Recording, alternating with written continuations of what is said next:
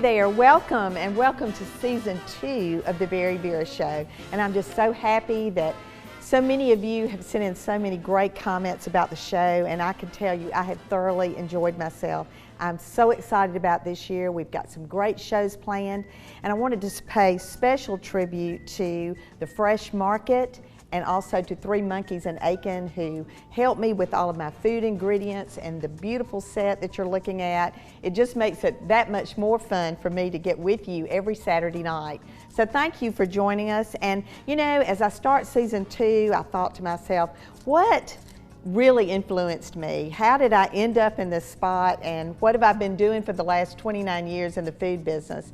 And you know, I wanted to pay special tribute also to my mother, who would have actually been 96 years old this weekend. So I want to say happy birthday to my mom and thank her for the way she brought me into the kitchen at quite a young age and introduced me to things that I still love to this day. So that brings me to the name of the show this week is Food Aromas, and my 3 favorites are cheese cooking in the kitchen, anything chicken cooking, whether it's on top of the stove or in the oven or outside on the grill. I love that smell. And then finally, everybody knows my favorite food is peanut butter. So whether it's just on a piece of bread or baked in a cookie or today in a coffee cake, I hope you'll join me as I walk through kind of a nostalgic view of what has transpired with me over the years in the kitchen. So let's get started on a cheese crispy recipe, and many of you are probably thinking, oh, Vera, that recipe is so old. But you know, there are a lot of people out there that want to go back in time and remember some of these old favorite recipes. So I've got 2 sticks of butter in the mixer, and we're going to get that getting nice and creamed up. And one of the ways that I always knew that my mom was going to make these was that the butter got pulled out earlier in the day because you want it to be at room temperature when you begin. So as that's creaming up, I'm going to introduce you to one of my friends in the kitchen, and this is a moly grater. The one that I actually use most of the time was so pitiful looking I couldn't bring it on TV, but this gets the cheese grated really fine. And so I love to use this when I'm making this recipe, because part of the process is making sure that the cheese is really finely grated. So I got some of this started ahead, but this is ready to go. So this butter is getting nice and creamed, and now I'm going to turn the speed down just a little bit on the mixer so we can start adding the flour to this mixture. And this is just plain flour, 2 cups. And I'm going to add just a little bit at a time. And you know, I can remember as a young child, my mom loved to make these for her bridge group. We always had bridge at our house, and I always knew when bridge was happening because I came in from school and could smell that wonderful cheese smell in the kitchen. So this is getting worked in, and now I'm going to start adding some of the cheese to this as well.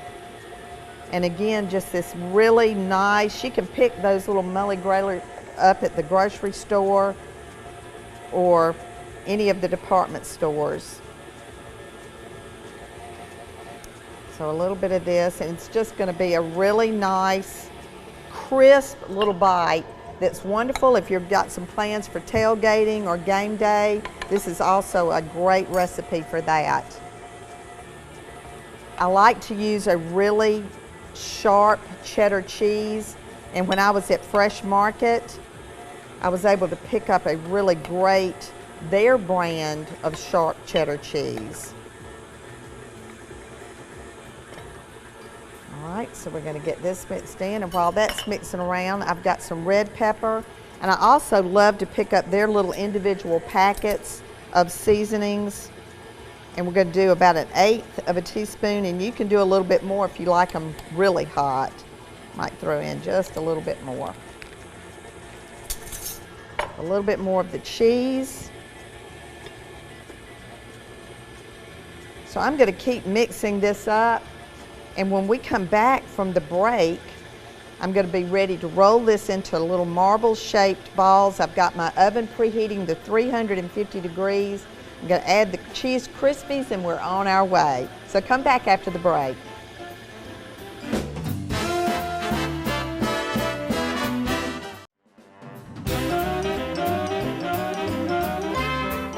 Welcome back, and you know I told you we were going to do my 3 favorite aromas in the kitchen, and in just a minute cheese is going to be baking in this oven, and I cannot wait because it truly reminds me of my mom. But I want to get started on something that hopefully you'll use either for a brunch or maybe for tailgating if you're going to an early football game and you need something for breakfast. So this is a cream cheese and peanut butter coffee cake that's awesome. So I've got a block of cream cheese, an 8-ounce block of cream cheese that I'm going to put in the mixer, and it's come to room temperature so it's nice and soft. And then a stick of butter, and we're going to let that start getting nice and creamy in the mixer while I finish the cheese straws so you can see the secret here. So here's the mixture that we made earlier, and the key is for the little balls that you make to be about the size of a marble. And you know, isn't it sad children don't even play with marbles anymore?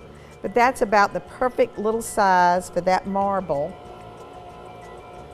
And you just roll it in your hand, and if you put the dough in the refrigerator for a few minutes, which is what I did, it's going to be, it doesn't even really get on your hands. Now you want to take a fork and you want to dip it down into some water, and you want to press it down as flat as you can get it. And then come back and do the same thing, go in the opposite direction. Because the key is you want these to be nice and flat and crisp, thus the name Cheese Krispies. So we're going to put these in a 350-degree oven for about 13 to 15 minutes. And like I said, that aroma is going to be great in just a few minutes. All right, so on this batter, my favorite part about it is how velvety it is. It's just that cream cheese and butter really makes for a really great mixture. So I've got 2 cups of plain flour here, and I'm going to add all of the dry ingredients to the flour before I put it in. So I've got 2 teaspoons of baking powder. And you know, it's always good to check those expiration dates, especially on your leavening, like your baking powder and your baking soda, because if it's out of date, it's not going to work right. So 2 teaspoons of that. I'm going to do a 1/2 teaspoon of baking soda and a 1/2 teaspoon of salt. And I always want to measure this away from the bowl and level it out. Okay, now this mixture looks like it's getting just about right. And what we're going to do here is start adding this flour, and we're going to alternate it with the milk. And you know, I'm so not used to adding milk in a recipe that I almost don't even know where to buy it in the grocery store anymore. We've got 2 large eggs, and I actually blogged this past week on my blog at VeryVera.com about cracking an egg over the weekend. It had a double yolk, and I went completely crazy when I saw that. I was so excited. I've probably seen 5 double yolks in my entire life.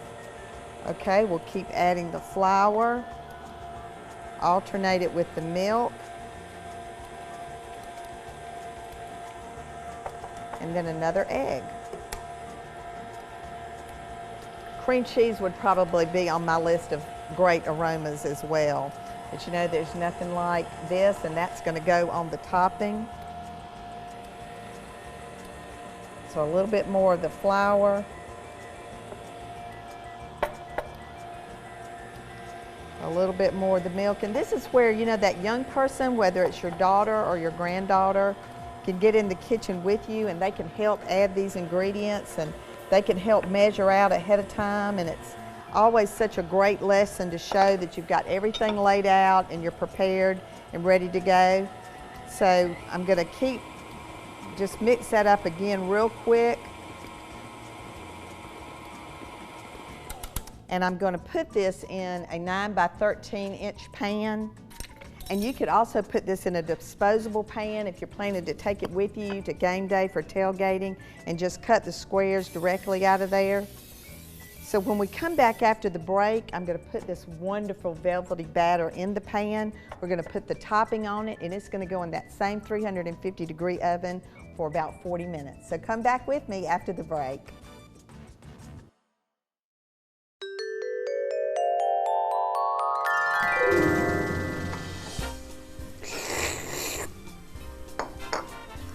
Hey, how are you doing? Oh yeah, as a matter of fact, I'm at a dinner party. Can I call you back in about 5 minutes?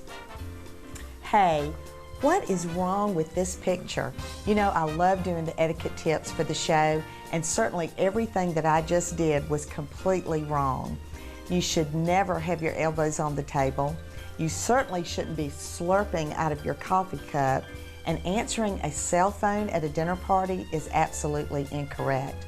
So keep in mind, always have your cell phone turned off. Be sure that you use good posture when you're at the table. Certainly don't slurp when you're drinking out of a cup or a glass. And the most important thing that you bring with you to a dinner party is that great big beautiful smile. Keep all of those things in mind. Not only will you have a great time, but so will your guest.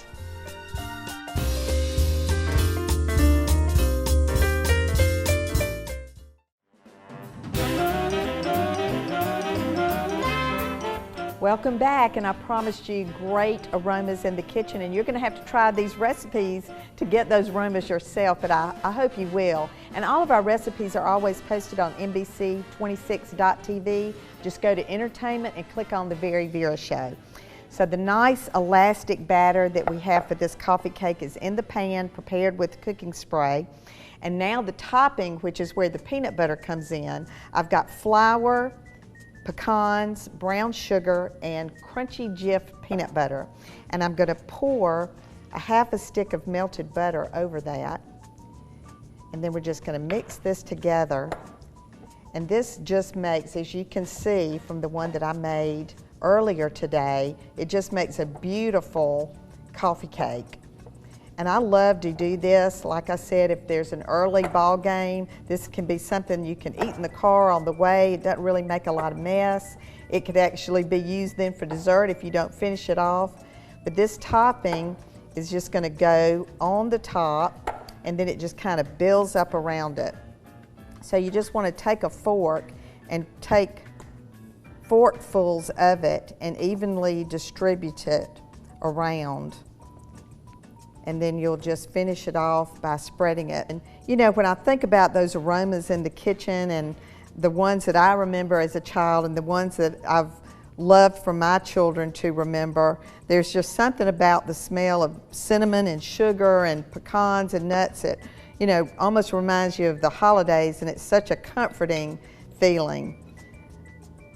So we're gonna get this finished off here, and like I said, you're just gonna take it and let that go all the way around, and it's just gonna be a nice crunchy top. Let me pour the rest of that in. This is gonna go into a 350-degree oven for about 40 minutes.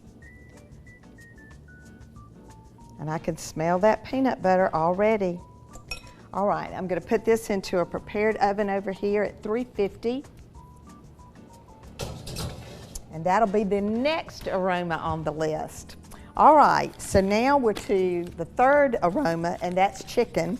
And I went to Fresh Market, and I love to go to the butcher and get to pick out my own chicken out of the cabinet there. So this is a fryer, and not the perfect size for this. And we are going to learn how to cut up a chicken today. And I laughed with the crew earlier while we were setting up for the show today, and I said, you know, when I was majoring in home economics at the University of Georgia, you had to cut up a chicken as part of your assignment to get out of there. Man, I was praying every time I got in front of that teacher that I would do this correctly. But you want to make sure that you've got a really sharp knife. So I always have my knife sharpener, and I'm going to use a smaller knife first to begin with, but I start with the legs. And if you just penetrate the skin on the chicken, it's almost an open invitation to know exactly where to cut. So if your knife is sharp, you can do this with no problem. So I'm going to cut right where that joint is. And at this point, This is perfect if you're going to put it on the grill, and I actually like to use that size for broiled chicken. But if you want to make that into 2 separate pieces, you want to find that joint right there where the leg and the thigh come together. Just break that apart and then cut straight through, and you've got the leg and the thigh. Okay, the next part that you're going to do is the wing, and again, if you just separate and get that skin pulled back, you can see exactly where to cut it. And for all you newlyweds out there that have never even thought about cutting up a chicken, as you can see, it's not that hard, and you can actually save some money at the grocery store if you cut it up yourself. All right, so we'll get this one going. And the pieces that we're not going to use, the back and all the way down the back side of the chicken, is what I'm going to use to make the extra stock for the gravy. So when we get to that part, you're just going to cut that back right in half.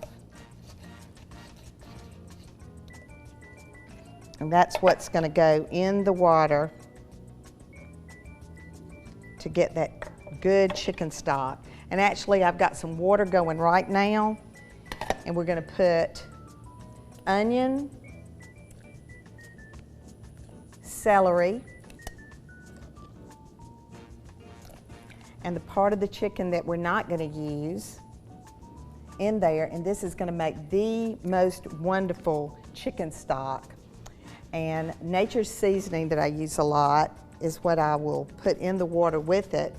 And today I'm going to be seasoning this chicken with this, but the one I made earlier, I used this wonderful chicken rub that they sell at Fresh Market. I use it quite a bit.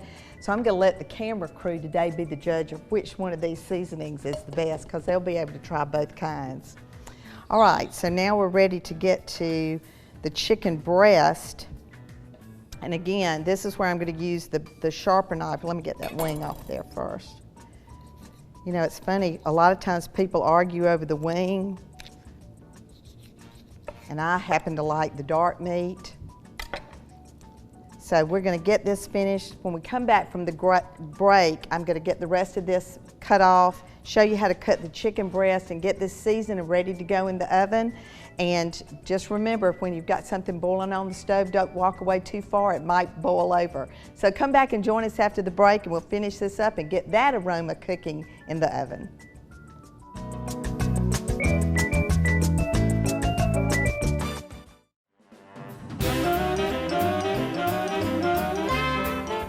Welcome back, and certainly the aromas in the kitchen today have been completely fantastic. I'm smelling the coffee cake about to come out of the oven, and we've got this chicken ready. So the last thing was to cut the chicken breast, and I flipped it over with the skin side down so that I can go directly into this bone that's on the back. And you just really want to use some pressure to get that to crack, and then it'll easily go through. And if these chicken breasts are larger than you want to serve, you can also cut those in half. It might be a little bit more difficult to recognize the piece. But now I'm going to come over to the sink and just rinse these off with some cold water. I rinsed the other ones during the break. And I've got them on a paper towel so that it can be good and dry for us to season. So I've prepared a pan with some cooking spray, and now, like I said, we're going to have a contest of which one of these seasonings they like the most. But I'm going to go ahead and flip these over and season the back side first. And then when you put it directly in the pan, you want to flip it over, and then you can season the top. And this will be ready to go. You can do this the night before, or you can do it right before dinner. This is going to be ready to go in an oven. 350 again. You want to cook this for about 45 to 50 minutes. So what I've got over here is something that I went ahead and did earlier. The same whole chicken, we've cut it up. I've got it ready to go, and what I want to do at this point, this cooked for about 45 minutes. I'm going to take each of these pieces out so that I can use more of the drippings in the bottom of the pan to make the gravy. And this is one of those breasts that I cut into a smaller piece. My son Daniel, this is his favorite meal. And usually I try to cook it on his birthday, although his wife has learned how to make this dish very well. All right, so I'm going to put the rest of these drippings, and I've got what was in there when I first pulled it out of the oven. I've got it already there. And then remember the pieces and the onions and the celery, I put some of that in there with it. So now this has come to a boil, and I've made just a paste out of water and flour, and I'm going to slowly add that in, and this will make this into a really nice gravy. If you like your chicken gravy to be a little bit darker, you can also add some kitchen bouquet to this, but that's getting to be just about the right thickness. So now, all this talk and all this cooking, we want to see what some of these comforting foods taste like. And I love the dark meat of the chicken, so I'm gonna plate the leg and the thigh.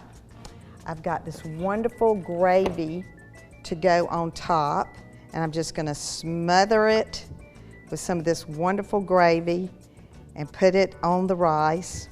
So I want to encourage each of you, if you've got a smell that reminds you of something really wonderful, I want you to try to get that aroma going in your home, because one day your children are going to remember you by some of these special aromas and things that you've done. So remember, no matter what you do, do it in good taste, and get out and do some of these recipes this week. I think you'll enjoy yourself.